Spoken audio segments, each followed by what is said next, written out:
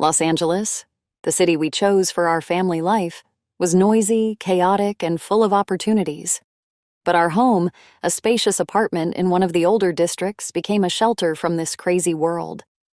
It was always quiet, cozy, and peaceful here. High ceilings, large windows letting in sunlight, and the coolness of concrete walls created a sense of safety. In the living room, there was an old leather couch where Jake and I spent many of our evenings, and a large table where he spread out his work papers. When Tom returned to the city after his studies and was looking for a job, Jake suggested he stay with us until he got settled. It was a practical decision. Sharing the rent helped us all manage our expenses.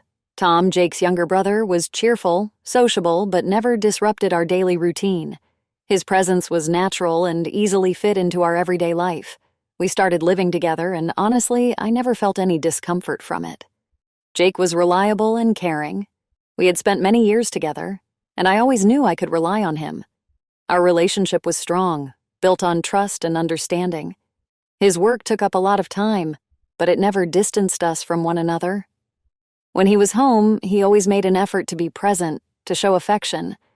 I loved it when he came home after a long day, hugged me, and joked about how much he missed me. Those moments were important to me. We often sat together in the evenings, discussing future plans or just enjoying the quiet. Tom, on the other hand, wasn't as serious as Jake. He often joked and lightened the mood with his easygoing nature. Sometimes he helped with little things around the house, but never imposed. I appreciated this atmosphere. Jake with his steadiness and reliability, Tom with his lightness and humor. It all created a sense of calm and stability that I cherished. Life with the three of us moved along smoothly. We didn't have any grand plans for the future, no worries about the next day. I felt happy. Our home became the place where I could be myself, where every evening brought warmth and comfort. Tom quickly became part of that familiar picture, and his presence felt as natural as the sunlight streaming through the windows in the morning. On the surface, everything was perfect. I was living with the man I loved, and his brother was just another member of the family. Time passed, and I never even considered that anything could change. My life seemed so stable that nothing could shake it. The morning started as usual.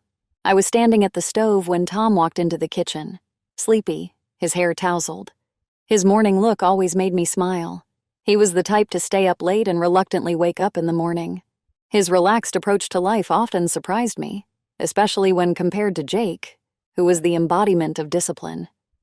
I carefully stirred the oatmeal while soft light streamed through the large windows. "Good morning, Laura." Tom reached for a cup, and our hands brushed lightly as I handed him the sugar. It seemed like a casual touch, but it left a strange feeling behind. Just for a moment, my heart skipped a beat, but I quickly returned to my tasks, trying not to dwell on it. At first, I didn't give these moments much thought.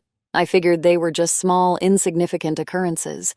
But over time, these touches became more frequent. When Tom passed by, our hands would brush, or he'd briefly touch my back while reaching for something from the top shelves. I smiled at him as usual, but deep down, something stirred inside me. Still, I tried not to focus on it.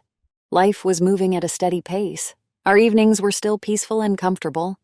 Jake and I sat on the couch discussing work, and Tom would sometimes join us with his stories. But over time, I began to notice that his stories about going out with friends triggered something in me. He had always been lively, energetic, always finding a reason to laugh, and maybe that's what caught my attention. He often talked about his nights out at bars or new adventures with friends, and I found myself listening with interest, maybe even with a bit of envy. And then I asked myself, could it be that my life had become too settled?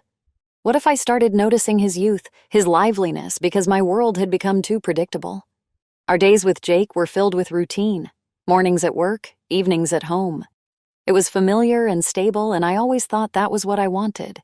But maybe I had just grown used to that stability, and now something was pulling me in a different direction. The question I posed to myself lingered in my mind. One evening, as we sat on the couch watching a movie, Tom handed me a cup of tea. Our fingers lingered on each other's a bit longer than would have been natural, and though I quickly averted my gaze, I couldn't ignore how my heart sped up again. Jake was right there, engrossed in the movie, not noticing these small things. "You okay?" Jake asked suddenly the next night at dinner, noticing I had grown a bit distant. "Yes, I'm fine," I replied with a smile. But inside, conflicting thoughts swirled. I was trying to ignore these little moments, but they kept happening again and again. Was I drawn to Tom because his liveliness and carefree attitude stirred something inside me that I had long suppressed?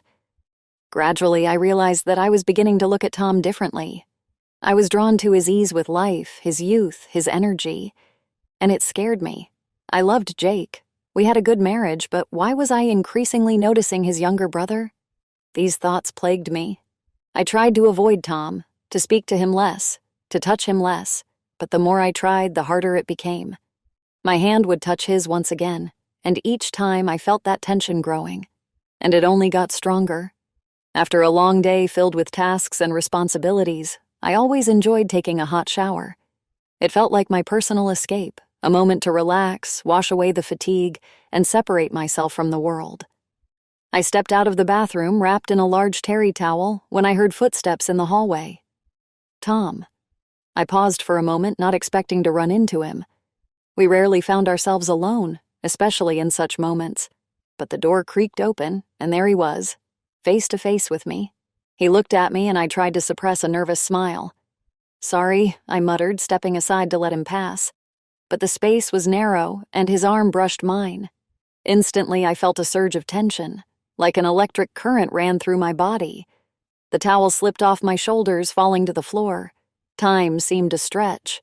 I stood frozen, as if in slow motion, feeling my face flush with heat. Tom also stood still, unsure of what to do. I quickly bent down to grab the towel, but our hands met. His fingers barely touched mine, and again, that strange, tense feeling rushed over me. The only sound in the room was the pounding of my heart. Everything inside me flipped. This was such a simple situation, almost funny. I tried to convince myself it was just an awkward moment, one that would be quickly forgotten. But something inside me had changed. I couldn't ignore what I felt around him anymore.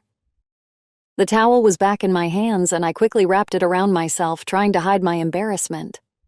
Tom looked just as flustered. He averted his gaze, mumbling something under his breath, and with an awkward smile stepped aside to let me pass. I slid past him, avoiding eye contact, feeling my cheeks still burning. Inside, there was a strange sensation. Something had shifted, but I couldn't quite pinpoint what.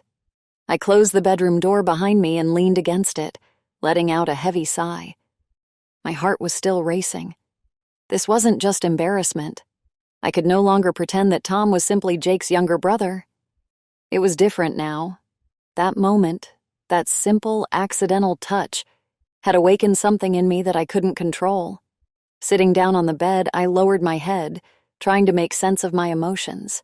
My hand still remembered Tom's touch.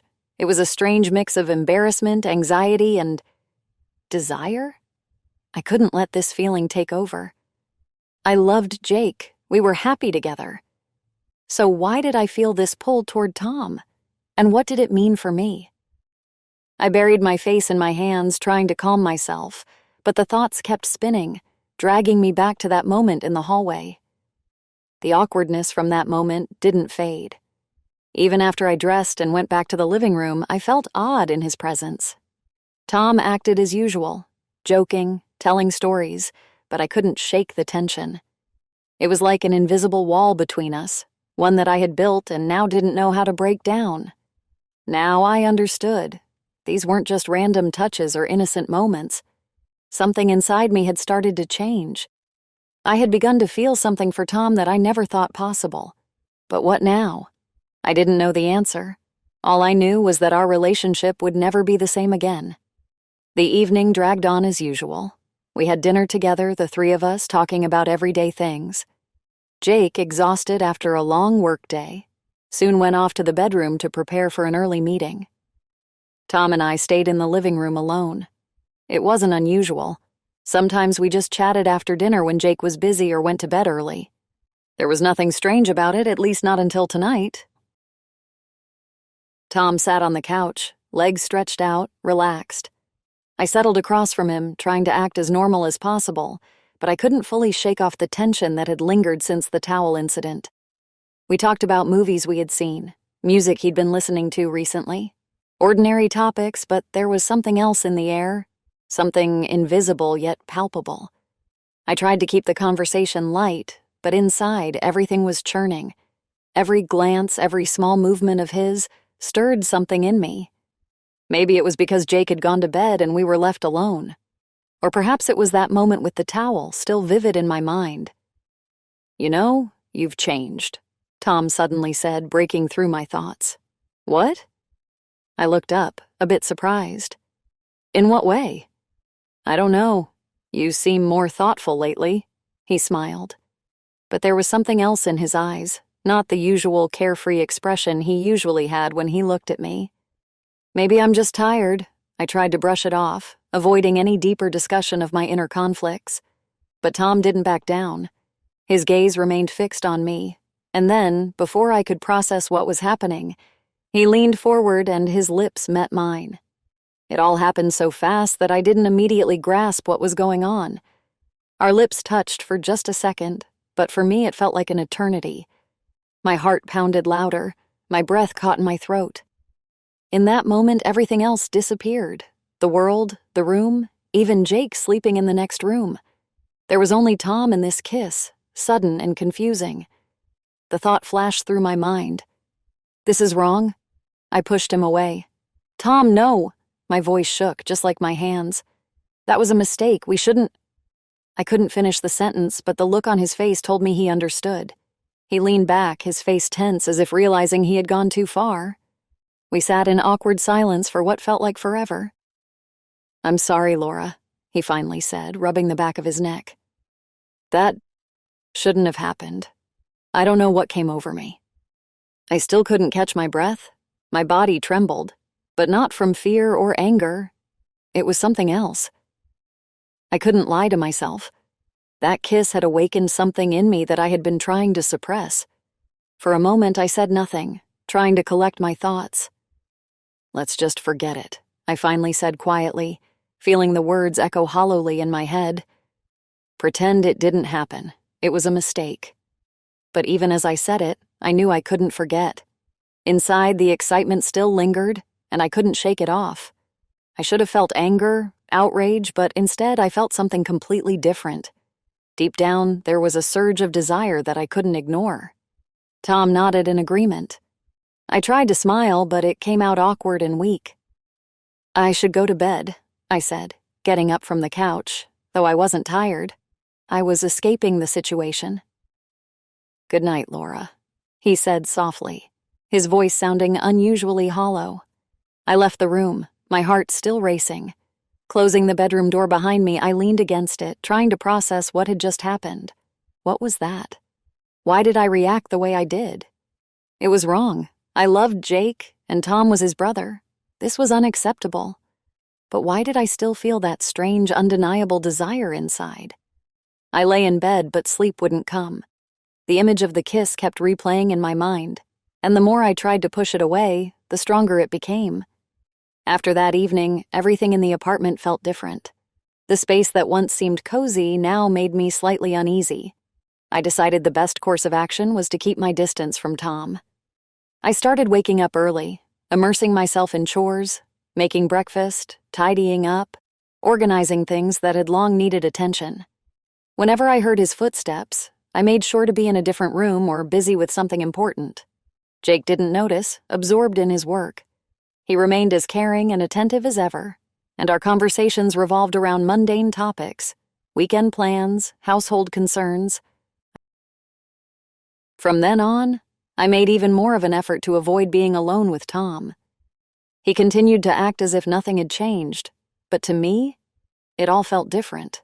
Our home was regaining its usual order, but inside, I knew something had shifted, and restoring the old normalcy was harder than it seemed.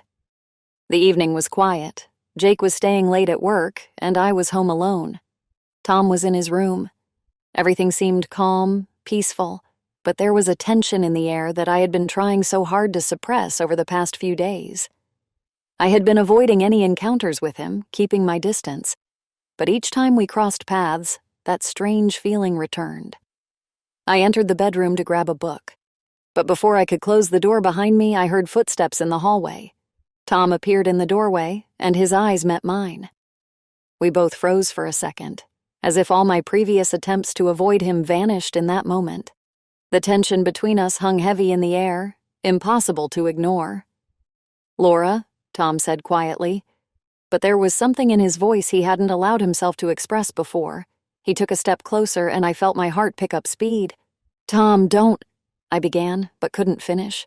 He moved closer, and before I could step back, his lips were on mine again. This wasn't like the first kiss. This time, I couldn't make myself push him away immediately. Inside, everything was torn apart by contradictions. His hands touched my shoulders, and for a brief moment, I forgot everything. There was only this moment, this passion I had been trying to hide. We kissed with a hunger, a desperation, as if these few seconds could change everything. My heart raced as if it wanted to break free from my chest. It was wrong. I knew that, but I couldn't stop. My mind flashed with thoughts of Jake, of how I should have stopped this immediately, but my body didn't listen. It was a war between my mind and emotions, and this time, emotions won. But in the next moment, reality crashed back in. I pushed Tom away, my heart pounding with conflicting emotions. "We can't do this." My voice shook, but I tried to stay firm. "This has to stop. We can't go on like this. It's wrong." He looked at me in silence, breathing heavily as if he couldn't believe what had just happened. I saw confusion in his eyes, but also a strange sense of acceptance. "For both our sakes, Tom," I added, avoiding his gaze. "This won't happen again." I stepped back, feeling the tension still holding me tightly. I quickly headed for the door, not looking back. As I closed the door behind me, I exhaled heavily. Inside, everything was torn apart, guilt, shame, and fear of what might happen next. But despite that, my thoughts kept drifting back to him. It was as if this kiss had triggered something I could no longer control. I walked down the hall toward my room, hoping I could handle this, that I could forget. But deep down, I knew it was only a matter of time before I found myself in his arms again. The morning was calm, just like any other. I sat at the kitchen table, going over my to-do list for the day, when Jake walked in with a smile on his face. It was rare to see him so upbeat in the morning. Usually, work was already on his mind, but today felt different. "I've been thinking," he began, pouring himself a cup of coffee. "We need a break. How about a picnic with an overnight stay?" I looked up, slightly surprised by his suggestion. Jake rarely proposed anything spontaneous, but now his voice sounded excited. He set his mug down on the table and sat across from me. "Out in nature, away from the city. We've been stuck in this routine for too long. We need a change of scenery," he continued. "I've been wanting to do this for a while, and now seems like the perfect time." I paused for a moment, considering his idea. A trip into nature could really help us escape the city's hustle from all the pressures that had piled up over the last few months. And maybe, just maybe, it would be a chance for us to reconnect. I had been trying so hard to distance myself from the tension between Tom and me, and this trip could be what I needed to regain my balance. "That's a great idea," I said with a smile. "I could use a break too." "Awesome." Jake seemed genuinely happy. "I'll talk to Tom. I'm sure he'll be up for it." My heart clenched at the mention of Tom. I knew we couldn't avoid his participation in the trip. Despite everything that had happened between us, Tom was still part of our lives. I hoped that being away from home, I could focus on Jake and rebuild the harmony in our relationship, which once felt so strong. Later that day, as promised, Jake spoke to Tom about the plan. To my surprise, Tom agreed right away. His light smile and casual tone suggested he was happy about the trip too, but there was still something unspoken in his eyes, something that reminded me of our recent past. I tried not to focus on it. I couldn't afford to let those feelings take over again. Over the next few days, I busied myself with preparations, trying not to dwell on the thought of going on this trip with Tom. I tried to see it as an opportunity rather than a threat. If I focused on Jake, on reconnecting with him, this trip could be the start of something new, a step toward regaining what I feared was slipping away. We packed our things, tents, food, everything we'd need for the picnic. Jake was full of enthusiasm, and I found myself feeling a small sense of hope as well. Maybe this was exactly what we needed. But even as I watched Jake smile while checking our gear, I couldn't shake the slight tension inside me. Tom was also preparing for the trip, and I knew I wouldn't be able to ignore his presence. Still, I believed that being out in nature, away from our everyday routine, I could regain control over my emotions. "Are you sure you're ready?" Jake approached me, holding the packed backpacks. "It could be a long trip." "Yes, I'm ready," I smiled, trying to push away any lingering doubts. This trip was supposed to help me restore the harmony I had lost. And though the tension still lingered in the air, I hoped that maybe, out in nature, away from everything, I would find the answers to the questions that had been haunting me for so long. The morning started with a burst of energy. Jake had packed the car to the brim. Tents, backpacks, food. Everything we might need for the trip filled the back seats completely. When I saw how tightly everything was packed, it became clear that the only place left for me to sit was on Tom's lap. My stomach tightened at the thought, but I forced a smile to cover the awkwardness. "You'll have to sit on Tom's lap," Jake said cheerfully, completely unaware of the tension this would create. I carefully sat down on Tom's lap, trying to make it as casual as possible. But even through my jeans, I could feel his body tense beneath me. His hands twitched slightly as I settled in, and the air between us became charged with electricity. We didn't exchange a word, but it was obvious that this situation was far from neutral for either of us. The car started moving, and I could feel Tom stiffen beneath me. His breathing became a little quicker, and I, sitting on his lap, couldn't help but feel his physical response. Every turn, every bump in the road seemed to heighten the tension. I could have pretended that I was simply uncomfortable from the cramped space, but the truth was, I liked feeling him beneath me. It was like a game, one in which I had the upper hand, and I acted as though the turns were causing me to shift my hips a little more than necessary. Tom remained silent, his gaze fixed forward, but I could feel his embarrassment. He tried not to move, not to give away what he was feeling, but it was futile. His body spoke for him, and I was becoming more and more aware of how much this was affecting me. My hand rested lightly on his knee, and I could feel the tension building with every mile. I deliberately shifted a little deeper into his lap, as if by accident, and I felt his muscles tighten even more. The control over the situation was intoxicating, though I felt a flicker of embarrassment at how much I was enjoying it. "Everything all right?" Jake suddenly asked, turning to me. His voice broke the moment, and I jumped slightly, feeling as though I'd been caught doing something I shouldn't. "Yes, I'm fine," I replied, trying to sound calm, though inside everything was churning. "It's a little uncomfortable, but I'm okay." Tom said nothing either, just gave a quick nod. But I knew his mind wasn't on the simple drive to the countryside. Inside me, something had ignited that I couldn't ignore any longer. This wasn't just attraction. It was the feeling of having complete control over the situation, making my heart race even faster. The road seemed endless. With every turn, I felt myself becoming more attached to this feeling of being so close to Tom. His discomfort didn't escape me, and I knew he had no idea that I was enjoying this. I could see how hard he was trying not to show what he was feeling, but his tense muscles and shallow breathing betrayed him. When the car stopped at a red light, I felt him shift slightly beneath me. It was a small movement, almost imperceptible. But for me, it was another confirmation of just how much he was feeling this situation, and I couldn't deny that the same thing was happening inside me. The picnic felt like a distant goal, but I already knew that this trip to nature would be nothing like I had imagined. The internal tension was building, and I realized I could no longer ignore my feelings for Tom. When we arrived at the campsite, nature greeted us with fresh air and tranquility. The forest surrounding the camp seemed like the perfect place to escape the hustle of the city. Jake was busy setting up the tents and asked Tom and me to go gather firewood. His voice sounded as calm and familiar as ever, as if nothing unusual was happening. "Laura, Tom, could you go collect some firewood?" Jake asked, securing the tent ropes. I nodded, and Tom and I headed into the forest. With every step, the tension between us grew stronger. Soon the sounds of the camp faded into the distance, leaving us in silence, surrounded only by trees and the rustling of leaves. My heart was racing. I could feel that this moment was inevitable. When we were far enough from the camp, I stopped. Everything I had been holding back seemed to be spiraling out of control. I turned to Tom, looking into his eyes, and before he could say anything, I pulled him toward me and kissed him. This kiss was full of the desire that had been building up all this time.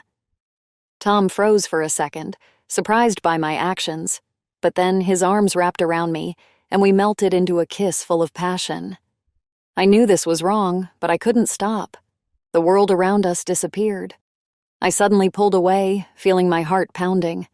I glanced back in the direction we had come from, checking to make sure Jake wasn't following us. Hearing no footsteps, I turned my back to Tom, took a few steps forward and leaned my hands against the trunk of a tree.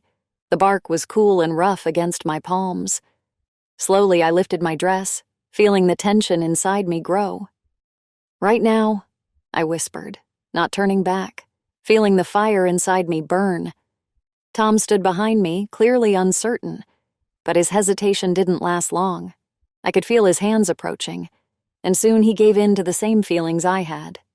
It happened quickly, but every moment was filled with the emotions I had been suppressing for so long. It was like an explosion of everything I could no longer keep under control. When it was over, I leaned against the tree, breathing heavily. The forest around us slowly came back to life, and reality began to return. I quickly lowered my dress and adjusted it, trying to catch my breath. Inside, I felt a mixture of guilt and release, as if something important inside me had finally broken free. We walked back to the camp in silence, trying to act as if nothing had happened. Tom didn't say a word, and I had no idea what he was feeling. Jake was too busy with the tents to notice that the small pile of firewood we brought back was barely enough for a campfire.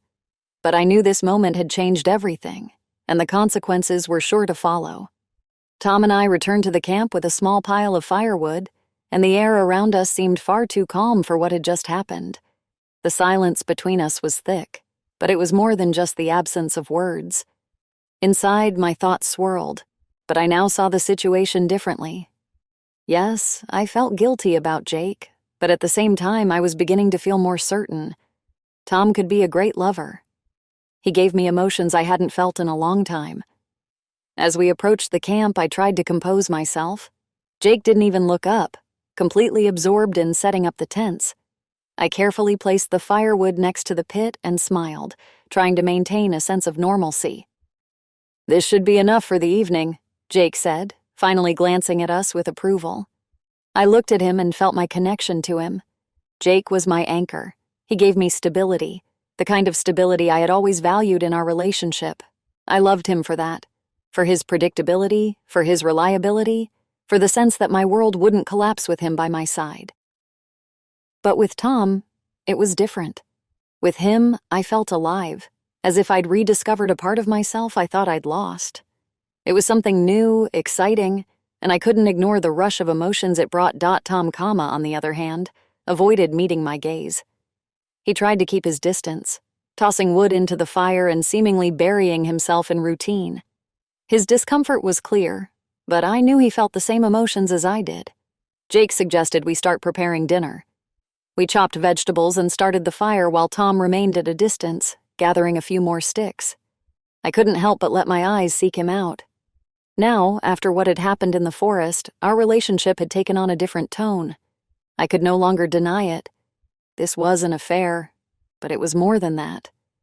As I sat by the fire, watching the flames grow, one question circled in my mind. How long could this go on? I knew Jake must never find out. I didn't want to lose him. But now I had someone who gave me something else, something fresh, something that wasn't in my stable and calm relationship with Jake. I knew this wouldn't last long. I planned to end things with Tom once I'd had enough. This was supposed to be temporary. Tom was young, passionate, and he could be what I wanted for a while, but I knew it wasn't something lasting. My life, my future, all of it was with Jake, and I wasn't about to destroy what we had built over the years.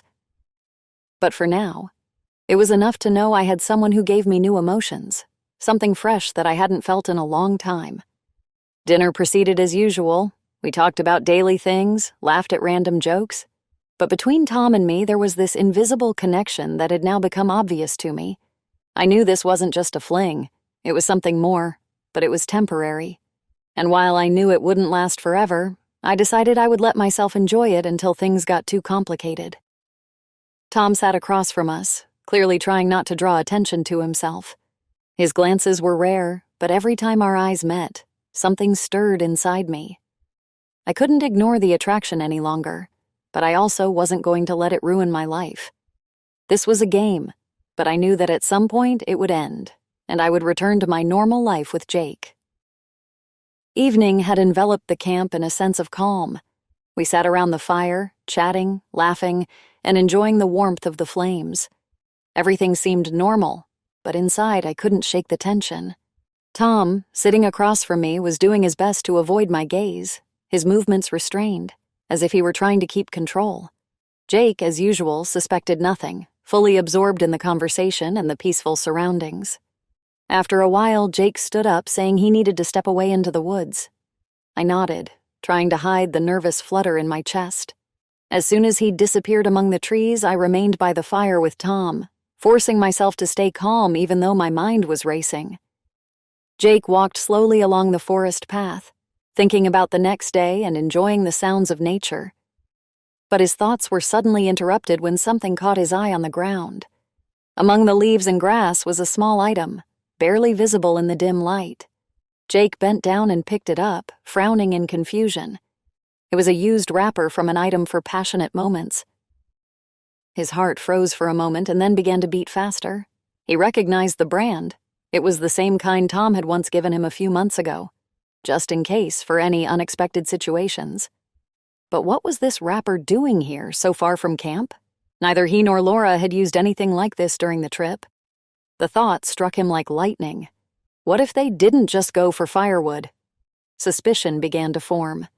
His heart raced as his gaze instinctively turned back toward the camp. Standing there in the woods, holding that small wrapper, everything that had seemed stable and secure suddenly felt shaky. If this belonged to Tom, then what had really happened while he was setting up the tents? Jake decided not to reveal his emotions right away and headed back to camp to check his suspicions. When he returned to the fire, he glanced at Tom, who sat there as if nothing had happened. Laura appeared calm as well, but now, in each of her movements, Jake noticed something unsettling. He sat back down by the fire, hiding his inner turmoil. After a few minutes, when the conversations picked up again, Jake excused himself, claiming he was tired, and went to the tent. There, in the darkness, he opened Tom's backpack, which Tom had dropped off right after they returned from gathering firewood. Inside, Jake found a box of the same items for passionate moments, and when he opened it, his fears were confirmed. One wrapper was missing. Shock hit Jake like a wave of cold. He couldn't believe this could be true, but the facts were too clear. The wrapper he found matched the ones in the box. Everything was starting to make sense. The found wrapper and the missing one in the box aligned perfectly. His mind raced as he processed the information. Everything he had thought was stable and secure was now falling apart right before his eyes. Sitting on the mattress, Jake felt his hands start to tremble. The thought that Laura and Tom might be hiding something overwhelmed him. What if they didn't just go for firewood? The question echoed again in his mind. He couldn't ignore it anymore. Something had happened, and now he knew he had to find out the truth. As Jake returned to the campfire, he looked outwardly calm, but inside everything was boiling. His hands trembled and his thoughts were racing. He couldn't stop thinking about the wrapper from an item for passionate moments and the missing one from Tom's backpack. The suspicions were wrapping around his mind like a snake, suffocating him. All this time he had been deceived, and now the truth was staring him in the face, making him feel utterly betrayed. He approached the campfire where Laura and Tom were sitting. The fire crackled steadily, the flames dancing, but the atmosphere was tense, like a taut string ready to snap. Laura hadn't noticed Jake's return at first, still gazing into the flames. Tom was quiet, his face too calm. "Laura," Jake began, his voice low but filled with threat. "We need to talk." I flinched at the sound of his voice, and suddenly a knot tightened in my chest. There was something too serious, too sharp in his tone. "What's wrong?" I asked, trying not to let the anxiety seep into my voice. "Don't play games with me."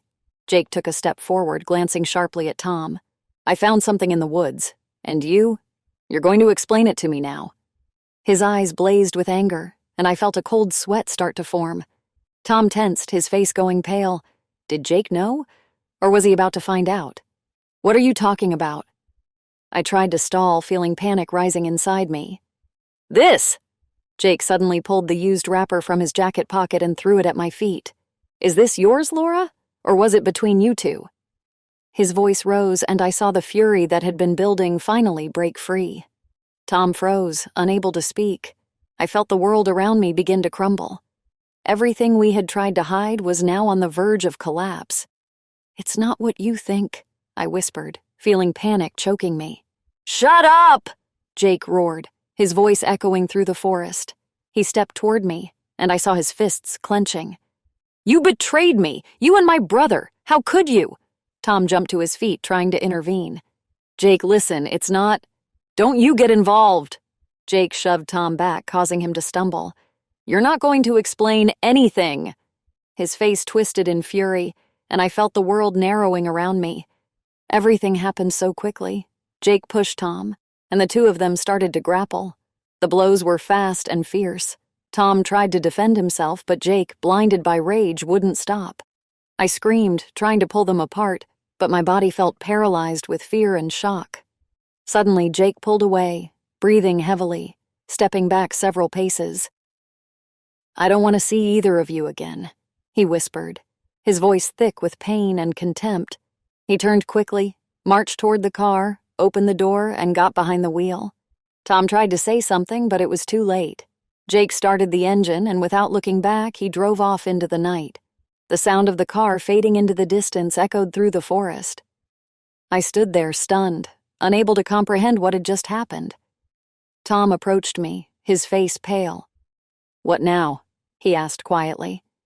We were alone in the forest, surrounded by all our camping gear, with no transportation and no clear plan of how to get out of here. I tried to gather my thoughts, realizing how far out of control the situation had spun. "We'll have to find our own way back," I said, feeling dizzy from the events. "Let's try calling a taxi." But that turned out to be nearly impossible. The forest was too far from the nearest town, and the signal was weak. We sat for a few minutes, waiting for a response, but none came. Panic was creeping in again. "We'll have to hitchhike," Tom said. "There's no other way." We started packing up the essentials, quickly realizing we couldn't take everything. A lot had to be left behind. The tents, extra food. We took only what we could carry and set out on the road, hoping to catch a ride. It was humiliating, but we had no other option. As we walked down the road in the dark, I couldn't stop thinking about what had just happened. Guilt, fear, and uncertainty overwhelmed me. After hours of waiting and the humiliating struggle to hitchhike back home, we finally made it to the apartment. I could barely bring myself to step through the door. Tom and I were physically and emotionally drained. The journey back felt endless, and with each step, the dread grew heavier. I already knew that nothing good awaited us at home, but I still hoped somehow that Jake would be there, giving me a chance to explain, to apologize. But the apartment greeted us with silence. Jake wasn't there. Everything seemed as we had left it before the trip. The furniture in its place, the room untouched, but the air felt different, hollow. The warmth that once filled this space was gone, as if someone had ripped it out, leaving only emptiness. I walked slowly down the hallway, hoping, maybe irrationally, that Jake was in the bedroom waiting for us. But as I entered the living room, I stopped. On the table, there was a note, neatly folded and placed in the center. My heart began to race, sensing what was coming. I hesitated, then picked up the note with trembling fingers. It was Jake's handwriting, hastily scribbled and angry, with just a few lines. "I don't want to see either of you again. Get out of my apartment and go wherever you want. The lease is in my name, so don't stick around, Jake." The words hit me like a punch to the gut. My world crumbled as I read them. The note shook in my hand, and everything inside me screamed. I sank into a chair, unable to hold back the tears. This was it. The end. Tom stood behind me, his expression grim. He slowly stepped closer, looking over my shoulder at the note. His face remained calm, but I could see the same pain and realization in his eyes. We were both out of Jake's life now.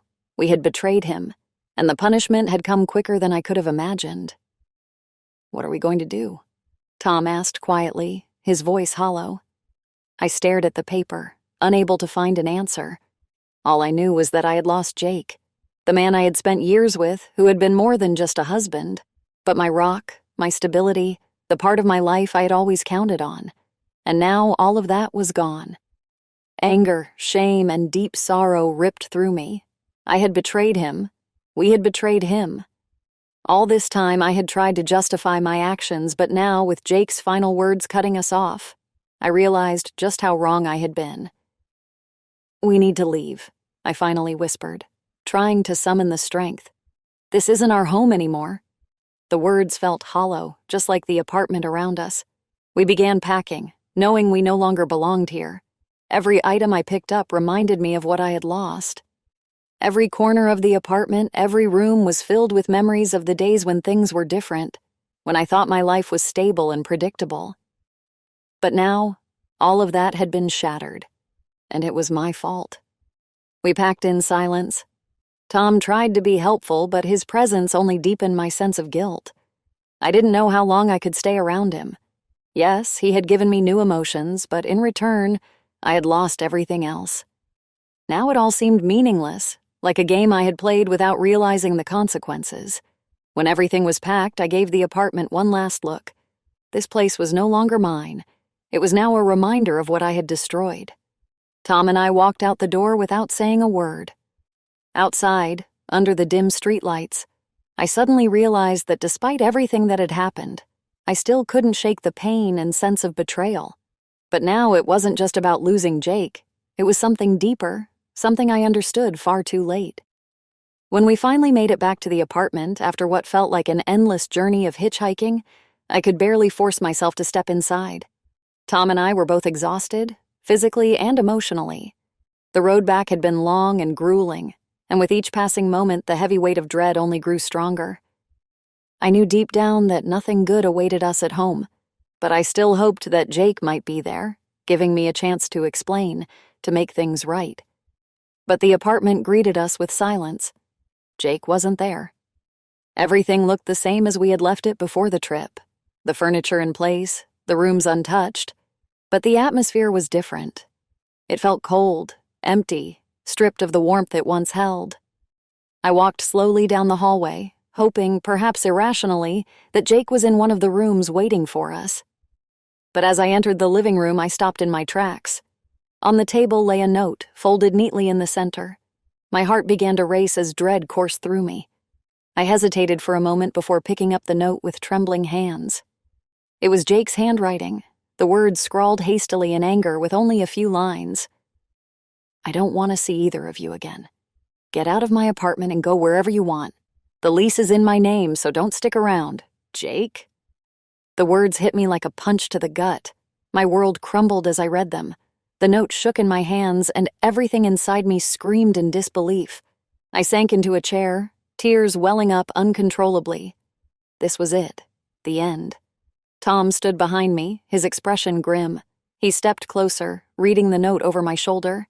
His face remained impassive, but I could see the same pain and realization in his eyes. Jake had cut us both out of his life. We had betrayed him, and now we were paying the price. "What are we going to do?" Tom asked softly, his voice filled with unease. I stared at the note, unable to answer at first. All I knew was that I had lost Jake, the man who had been more than a husband to me, the stability I had built my life on. Now, that was gone. Anger, shame, and deep sorrow ripped through me. I had betrayed him.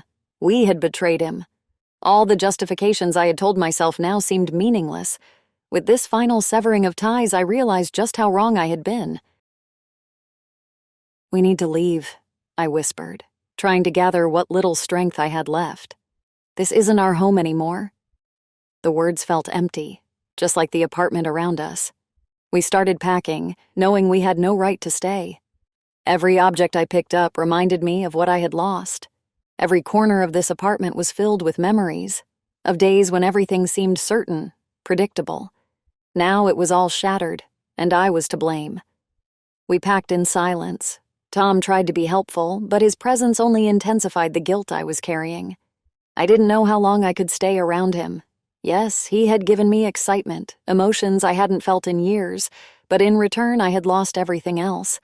Now it all felt hollow, like a game I had played without understanding the consequences.